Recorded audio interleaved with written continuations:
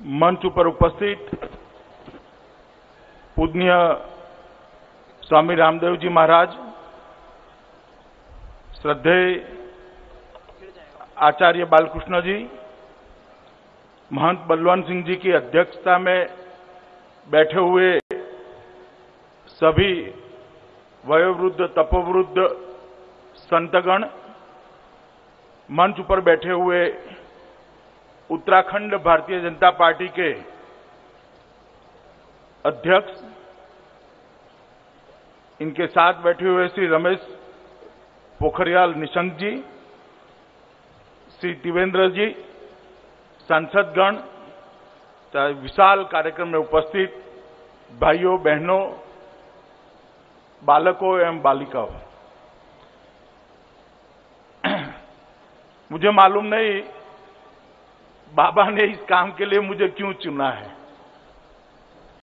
मगर उनका बड़ा आग्रह था कि यहां पर जो कर्मयोगी भाई बहन तपश्चर्या करते हैं, इनके निवास के लिए एक व्यवस्था खड़ी की जा रही है, उसके शुभारंभ में मैं भी उपस्थित रहूं। खैर, उन्होंने तो जिस आशय से बुलाया होगा, आशीर्वाद लेने के लिए ही बुलाया होगा, मगर मैं यहां आकर कहे बगैर नहीं रह सकता। मैंने बहुत सुना था, बहुत लोगों से सुना था, कई बार बाबा भी अब टीवी के माध्यम से लोगों के साथ संवाद करते हैं तो टीवी पर भी देखा था, मगर मैं सच अर्थ में आश्चर्यचकित हूं कि एक सन्यासी इतनी बड़ा सेवा का कार्य खड़ा कर सकता है। ये अपने आप में पूरे विश्व में एक उदाहरण है। ये तो हमने देखा था कि सन्यासी ज्ञान का संरक्षण कर सकता है, संवर्धन कर सकता है, उसका प्रचार कर सकता है, लोगों को शिक्षित कर सकता है। हमने ये तो देखा था कि सन्यासी आध्यात्म के माध्यम से जीव का शिव के साथ अनुसंधान कर सकता है। ये तो सबने देखा होगा कि सन्यासी सदाचार और सद्जीवन के मार्ग पर लाखों लाखों लोगों का मार्गदर्शन कर सकते हैं, मगर एक सन्यासी परंपराओं को पुनर्जीवित करने के लिए आधुनिक से आधुनिक व्यवस्था खड़ी कर सालों सालों तक, लाखों सालों से चली आई परंपरा को सालों तक नवपल्लवित करके आगे पहुंचाने का इतना बड़ा काम कर सकता है, इसको मैंने पहली बार देखा। मैं सात अर्थ में आश्चर्यचकित भी हूं, और मैं पूरी भारतीय जनता पार्टी और लाखों भारतवासियों की ओर से बाबा आपको साधुवाद भी देना चाहता हूं कि आपने बहुत बड़ा काम किया है। लुप्त हुई योग की परंपरा हो, आयुर्वेद की बात हो, बाकी कई सारी चीजों को मैंने एक आध डेढ़ घंटे में देखा है, और आचार्य जी की समझाने की क्षमता भी बड़ी अद्भुत है, तो एक घंटे में काफी कुछ वो समझा देते हैं। मगर मैं बाद में, कार्यक्रम के बाद में भी कुछ समय निकालकर पूरी संस्था का काम देखकर जाने वाला हूं। यहां आकर स्वामी रामदेव जी के इस यज्ञ स्थान पर आते हैं तो निश्चित रूप से महर्षि पतंजलि, कणाद, नागार्जुन, आर्यभट्ट, सुश्रुत, चार्वाक और वराहमिहिर की याद दिल में बिल्कुल आ जाती है, और एक आशा का संचार होता है कि एक नई परंपरा यहां से शुरू होने वाली। हजारों बच्चों को इस ज्ञान के मार्ग पर प्रशस्त होते हुए देखकर दिल में आनंद और संतोष दोनों की अनुभूति होती है। मैं इतना निश्चित कहना चाहता हूं, बाबा सत्ता परिवर्तन के बाद मैं पहली बार आया हूं यहां पर हरिद्वार में, और मैं भारतीय जनता पार्टी की ओर से आपको आश्वस्त करना चाहता हूं कि जिस काम के लिए आपने पूरे भारत का भ्रमण किया था, राजनीतिक क्षेत्र के अंदर काम करने वाली सदशक्तियों का आपने समर्थन किया था, और वो जो जन जागरण किया था, उस आशय को पूर्ण करने के लिए पूरी भारतीय जनता पार्टी का हर एक कार्यकर्ता और सरकार आपके साथ है। और हम लोग ये भारतीय परंपराओं को पुनर्जीवित करने का, नव पल्लवित करने का आपका जो अभियान है, उसके साथ हृदय से आपके साथ जुड़े हुए बाबा ने योग को तो पूरे विश्व में स्वीकृति दिलाई है और योग के माध्यम से भारतीय परंपराओं को स्वीकृति दिया है। योग एक ऐसा माध्यम आज बन चुका है जिसने देश की सीमाओं को तोड़ा है, जिसने धर्म के बंधनों को तोड़ा है, जिसने परंपराओं को बंधनों को तोड़ा है और पूरी दुनिया आज एक दिल में एक आशा रखकर योग की तरफ देख रही है कि योग क्या सारी समस्याओं का समाधान है क्या। और बाबा, आपने आज तक जो काम कर एक क्यूरियोसिटी डेवलप की है, एक जिज्ञासा डेवलप की है। अब तक तो जिज्ञासा हुई है, ये जिज्ञासा कुछ ही समय में श्रद्धा में परिवर्तित हो जाएगी, इसमें मेरे मन में कोई आशंका नहीं है। आयुर्वेद को भी नवपल्लवित करने का काम आचार्य बालकृष्ण की नेतृत्व में यहां पर हुआ है। काफी काम होना बाकी है, मगर अब तक जो हुआ है वो गत सदियों से, मतलब सैकड़ों सालों से नहीं हुआ है। इतना दशकों में करने का काम भारत स्वाभिमान संस्था ने किया है आयुर्वेद के लिए। और अगर हम आयुर्वेद को बचा सकते हैं, इसको आगे ले जा सकते हैं, इसके अंदर रिसर्च और डेवलपमेंट का काम कर सकते हैं, इसके अंदर वैज्ञानिक पुष्टि को ऐड कर सकते हैं, तो मैं मानता हूं कि न केवल हिंदुस्तान, दुनिया भर के बड़ी सेवा का काम होगा।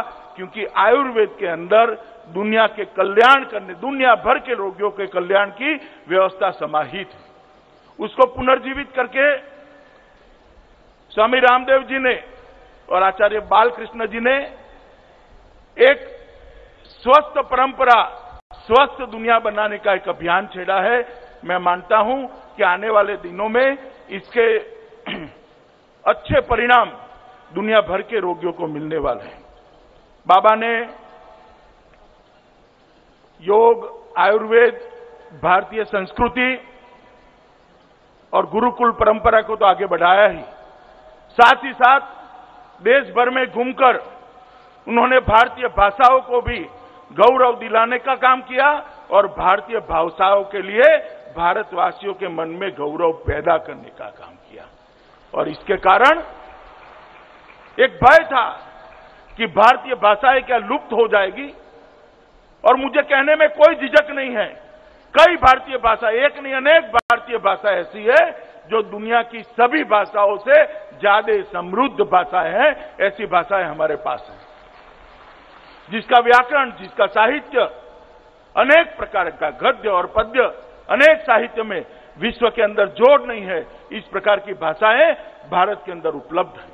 अरे कोई एक दो दिन, कुछ दशकों सदियों से नहीं, हजारों सालों के बाद ये भाषाओं की निर्मित हुई और बड़ी समृद्ध भाषा है। इसको अगर हम न संभाल सके, इसको हम न संजो सके, इसको आगे न बढ़ा सके, तो सिर्फ हिंदुस्तान का नुकसान नहीं है, दुनिया का नुकसान है।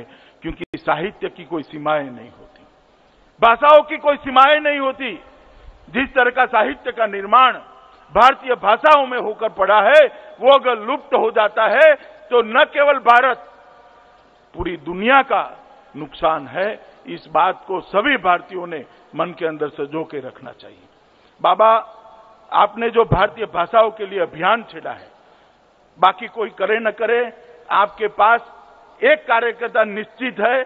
मैं भारतीय भाषाओं का, बाबा, आपके अभियान का बड़ा समर्थक हूं और मैं मानता हूं कि भारतीय भाषाओं को जीवित रखना, उसको आगे बढ़ाना, साहित्य जो बना है अब तक, उसको संजो कर रखना और नए साहित्य का निर्माण करना हर भारतीय का दायित्व है। आपने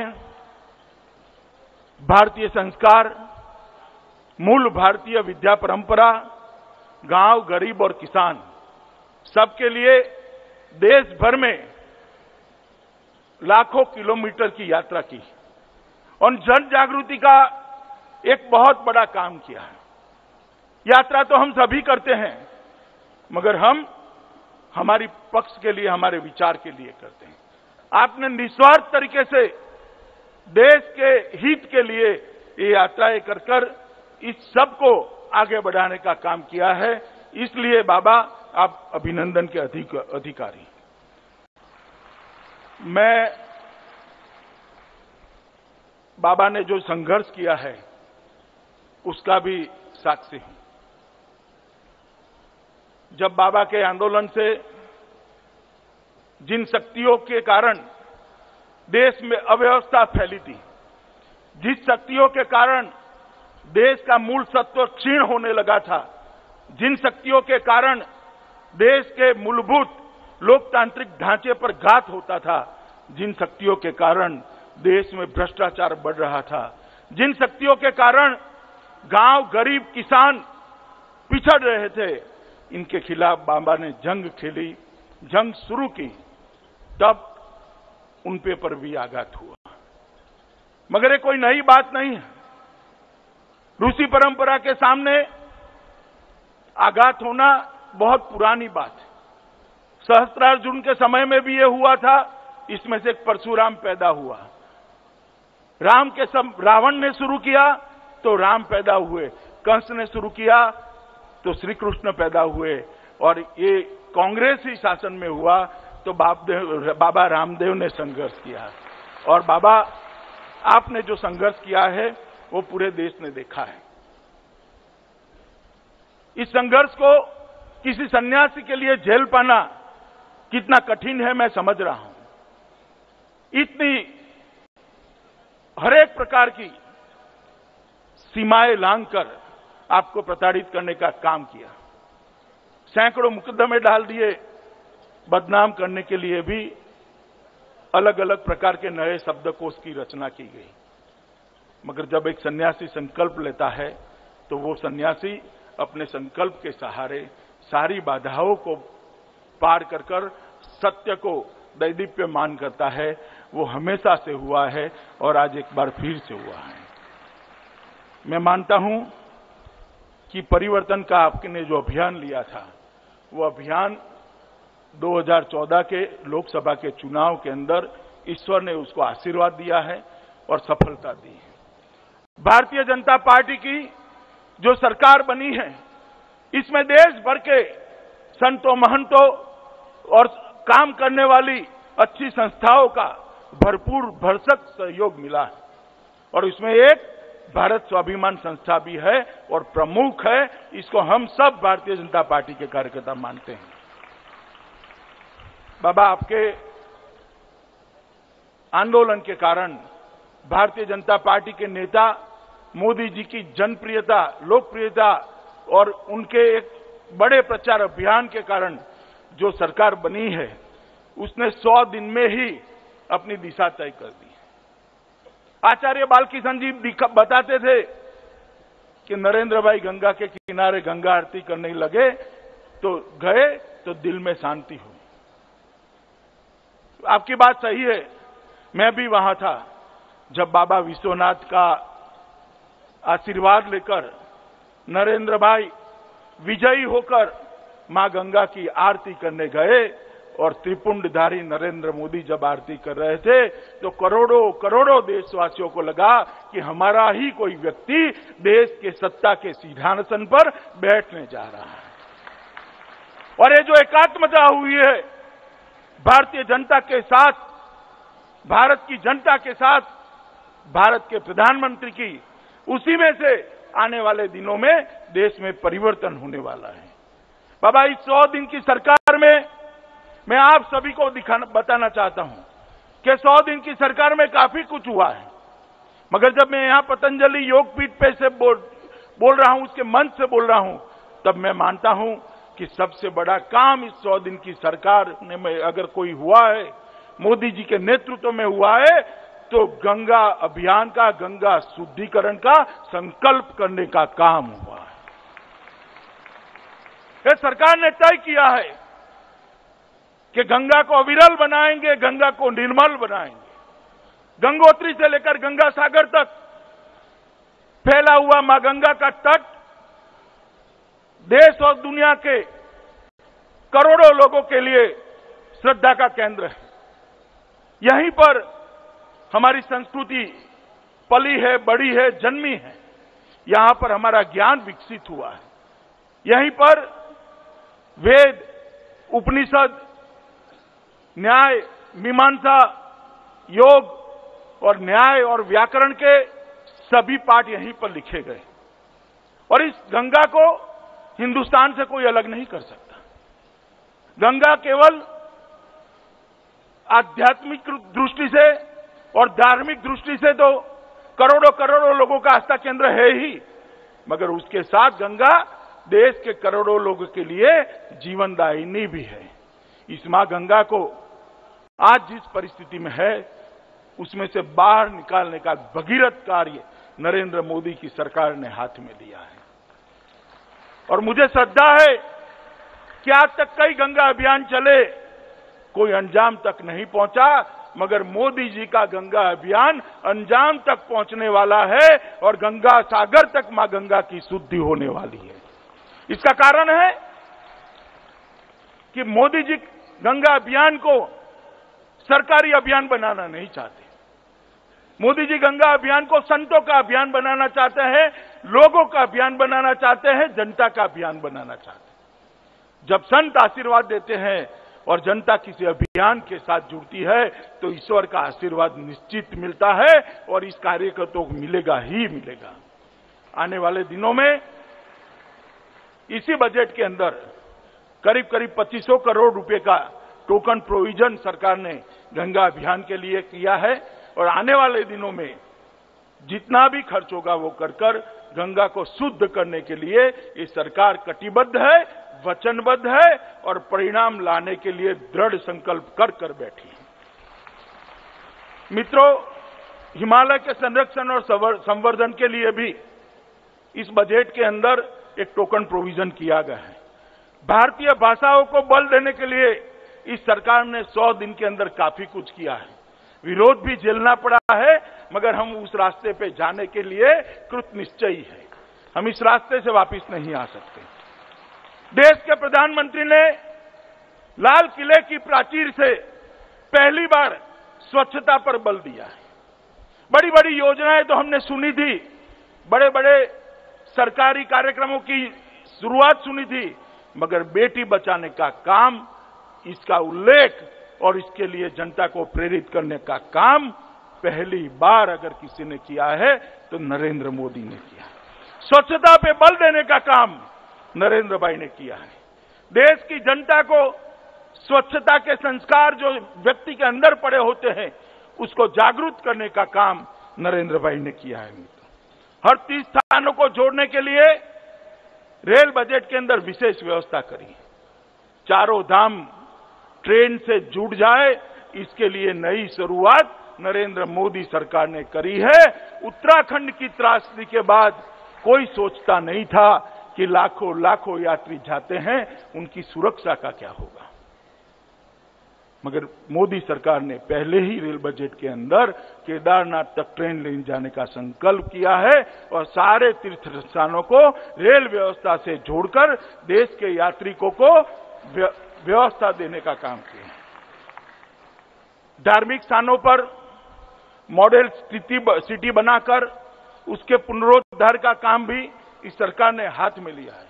और सबसे बड़ी बात, आज तक आजादी के बाद से सत्ता में जो लोग रहे, चाहे कोई भी पार्टी के हो, एक बहुत बड़ा भ्रष्टाचारी वर्ग शासन में रहा और उनके सहयोग से बहुत सारे कॉरपोरेट घरानों ने भी भ्रष्टाचार किया और ये भ्रष्टाचार कर रखा हुआ सब पैसा विदेशों में ले जाकर जमा कर दिया। भारतीय जनता पार्टी की मोदी सरकार बनने के बाद पहली जो कैबिनेट हुई, वो पहली कैबिनेट का पहला प्रस्ताव था ब्लैक मनी, काले धन के लिए एसआईटी बनाकर काले धन को विदेश से भारत के अंदर वापस लाने का काम। हमारे गुजराती में एक कहावत है, पुत्रना लक्षण पारणामाथी। मतलब पुत्र कैसा होता है वो शुरू से ही मालूम पड़ जाता है। सरकार कैसी होगी वो भी पहली ही कैबिनेट से मालूम पड़ जाता है कि भ्रष्टाचार पर आघात करने वाली ये सरकार है, इसीलिए एसआईटी को बना है।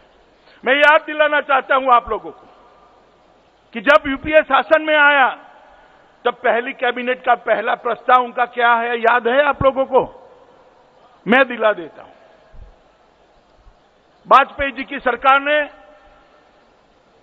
देश के अंदर जो आतंकवाद बढ़ता था उसको काबू में लेने के लिए एक पोटा नाम का कानून बनाया था।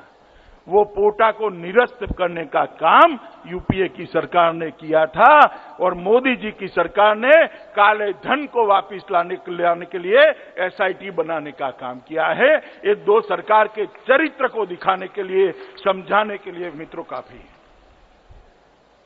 मित्रों, आज जब बाबा की इस दुनिया के अंदर मैं साथ अर्थ में आश्चर्यचकित होकर खड़ा हूं, तब भी मैं कश्मीर के अंदर अपने जो भाई बहनें एक विपदा को झेल रहे हैं उसको नहीं भूल सकता। हम सबका दायित्व है उनके लिए कुछ न कुछ करें। भारतीय जनता पार्टी ने आह्वान किया है, मोदी जी ने भी आह्वान किया है कि देश भर के लोग कश्मीर के भाइयों बहनों के लिए कुछ न कुछ करें, कुछ सामग्री भेजे, कुछ धन भेजे, कुछ न हो तो ईश्वर के लिए उनके लिए प्रार्थना करें। और मैं आज इस मंच से भारत स्वाभिमान संस्था के सभी लोग और हरिद्वार के उपस्थित नागरिकों को भी कहना चाहता हूं कि आप लोगों ने भी त्रासदी झेली है। कुदरती आपदा के समय में कश्मीर के साथ पूरा देश एकजुट होकर खड़ा रहे, वो बहुत जरूरी है। नरेंद्र भाई की सरकार ने, भारतीय जनता पार्टी की सरकार ने दूसरे ही दिन से एक बड़ा वहां पर रेस्क्यू ऑपरेशन हाथ में लिया था और आज सुबह तक लगभग 1,20,000 लोगों को भारत की तीनों सेनाओं ने मिलकर बचाकर सुरक्षित स्थानों पर पहुंचाने का एक भगीरथ कार्य संपन्न किया है। मगर हम जहां कहीं भी है उसको, उस अभियान को बल मिले, इसके लिए अपने मन और आत्मा से ईश्वर के साथ प्रार्थना भी करें और सहयोग भी करें। मैं ये अपील करना चाहता हूं। मैं कुछ ज्यादा कहना नहीं चाहता, मैं इतना ही कहना चाहता हूं, बाबा आपने बड़े कष्ट झेलकर परिवर्तन का सहयोग किया है। मैं आपको आश्वस्त करने आया हूं कि आपने परिवर्तन करते वक्त नई सरकार से जो अपेक्षाएं रखी हैं वो अपेक्षाओं को पूर्ण करने के लिए समस्त भारतीय जनता पार्टी और भारतीय जनता पार्टी की सरकार परिश्रम की पराकाष्ठा करेगी और आपके अभियान को हम सब बल देने के लिए सदैव आपके सहयोगी के नाते आपके साथ खड़े हैं। आपकी तरह ही भाई नरेंद्र मोदी देश के प्रधानमंत्री के नाते मनोयोग से देश के अंदर परिवर्तन लाने के लिए बहुत बड़ा काम कर रहे हैं और मैं मानता हूं कि परिवर्तन का काम अभी समाप्त नहीं हुआ। कांग्रेस मुक्त भारत की बात तो बाबा ने की थी और चुनाव में विजय भी हुआ है, मगर अभी कई जगह पर सुशासन स्थापित करना बाकी है और इस अभियान को मोदी जी के सरकार जो परिवर्तन का काम करनी चाहती है वो कार्य को, वो अभियान को सब लोगों का, पूरी भारत की जनता का मन से आशीर्वाद प्राप्त हो, इसके लिए आपके इस कार्यक्रम के माध्यम से भारत की जनता को मैं करबद्ध निवेदन कर मेरी बात समाप्त करता हूं और मैं ईश्वर को अंतःकरण से प्रार्थना करता हूं कि ईश्वर आपके सभी प्रयासों को बल दे, सफलता दे और आने वाले लंबे समय तक बाबा आप देश की सेवा करते रहें, भारतीय संस्कृति और हमारी परंपरा की सेवा करते रहे। यही अभ्यर्थना। भारत माता की जय।